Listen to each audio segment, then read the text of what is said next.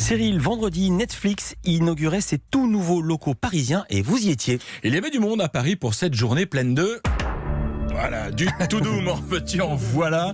L'après-midi a commencé par une série de tables rondes pour expliquer le monde, Netflix, et présenter quelques-uns des nouveaux projets. 20 nouvelles productions françaises sont annoncées pour cette année, dont un film avec Jean-Pierre Jeunet, le réalisateur de La Cité des Enfants Perdus notamment, et du fabuleux destin d'Amélie Poulain. Je l'ai rencontré pour lui demander ce que ça changeait pour lui, homme de cinéma, de travailler avec Netflix. Pour le moment, j'ai des gens qui m'ont dit oui en 24 heures. Alors ça change vraiment, parce que les Français, sur le même sujet, ça faisait 4 ans qu'ils me faisaient traîner. Et j'ai compris que c'était un projet trop décalé, trop bizarre et qui ne se ferait jamais. Mais eux m'ont dit oui en 24 heures. Personne ne dit oui en 24 heures en France, ça n'existe pas. Donc ça change vraiment. Pour le moment, ils n'ont pas dit un mot sur le scénario, ils n'ont pas dit un mot sur le casting, ils n'ont pas dit un mot sur tout le look artistique qu'on leur a présenté. Ils sont très contents de tout ce qu'on leur montre.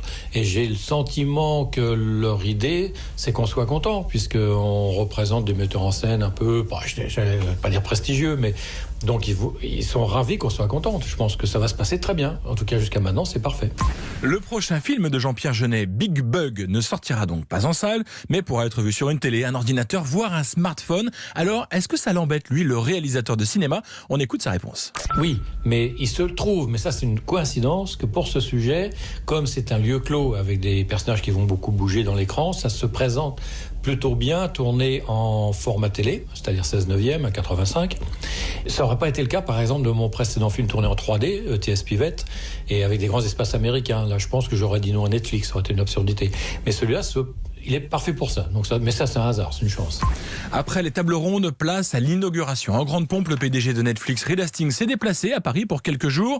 Vendredi soir, dans ses locaux flambant neufs, il accueillait du beau monde, Gilles Pélisson, patron de TF1, de nombreux producteurs, les présidents du CNC, du CSA, Franck Riester, le ministre de la Culture, et Anne Hidalgo, la maire de Paris, est venue dire quelques mots également. Je lui ai demandé ce qu'elle pensait de l'installation de Netflix à Paris, qui est la 4e ville européenne, après Londres, Amsterdam et Madrid, à accueillir des bureaux du géant américain du streaming.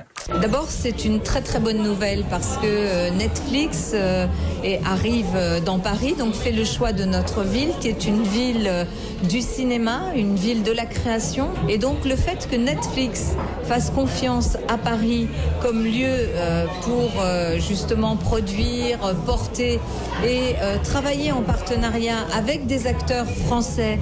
Je pense par exemple à la série Le Bazar de la Charité qui est coproduite et avec TF1.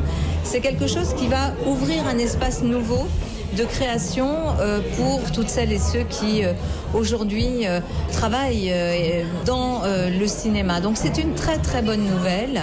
On sentait bien l'ambiance cocktail. Ouais, ça cocktailisait bien derrière. Ouais, on entend. La maire de Paris qui a confié pas mal de temps devant les séries une fois ses journées terminées. Alors forcément, je lui ai demandé s'il y en a une qui lui plaisait tout particulièrement. Ouais, il y en a beaucoup, mais c'est vrai que par exemple la Casa de Papel, je trouve qu'elle est quand même assez géniale. Alors c'est vrai qu'elle est produite et c'est plutôt le Netflix Espagne, mais Casa de Papel est très bien.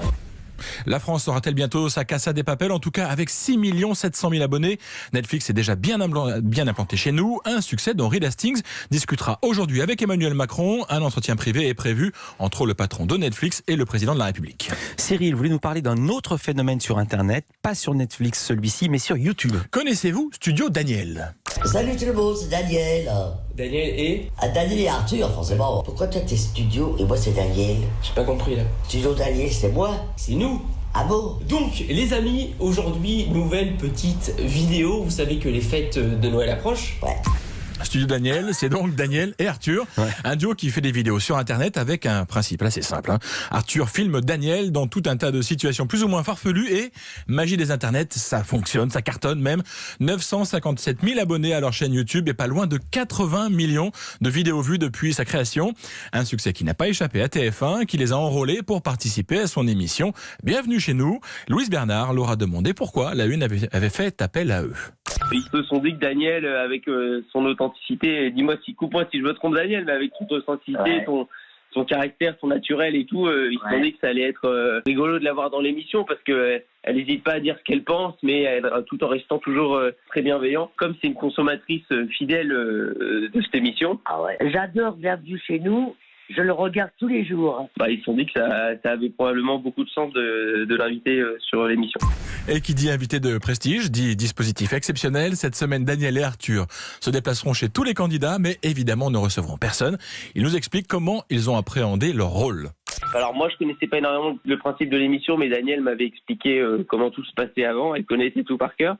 On s'est bien amusé dans ce rôle de juge. Oh ouais. On avait la bonne place. Les candidats, ils ont des repas à préparer, des chambres à nettoyer, tout ça. Nous, on arrivait et on profitait de l'endroit. En vrai, on a été très gentils quand même. Hein. C'est vrai qu'on a été plutôt gentils dans les notes, mais bon, toutes les notes qu'on a attribuées, on s'est dit que c'était des notes méritées. Oh ouais. Parce que tout le monde a été super accueillant, super bienveillant, toujours très souriant. Quand Internet rencontre la télé, ça commence aujourd'hui à 18h10 sur TF1. Et puis Cyril, on termine ce journal avec une plainte étonnante. C'est celle d'un Américain. Et franchement, cette histoire ne pouvait se passer qu'aux États-Unis. Un Américain donc, malentendant, qui a déposé une plainte collective contre un site pornographique, le bien nommé Pornhub. De quoi se plaint ce consommateur ? Eh bien que Pornhub ne propose pas de sous-titres sous ses vidéos. Une discrimination, oui, une discrimination aux yeux de Yaroslav Suris, c'est le nom du plaignant, qui estime que Pornhub l'empêche de profiter pleinement de ses contenus. Oui, on peut l'entendre.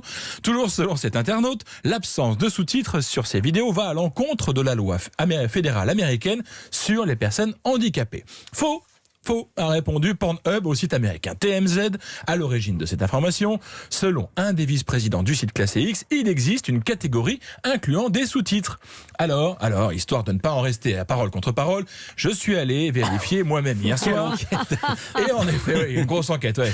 Tiens-toi Mediapart. Et en effet, il existe bel et bien une catégorie de vidéos porno sous-titrées. Il y a même 1246 vidéos disponibles, ce qui en fait tout de même la catégorie la moins bien fournie de Pornhub. Voilà, c'est tout pour moi. Bonne journée. Ça, c'est de l'enquête. 1246 vidéos visionnées par Cyril Lacarrière. Non, il n'y a pas du tout écrit ça.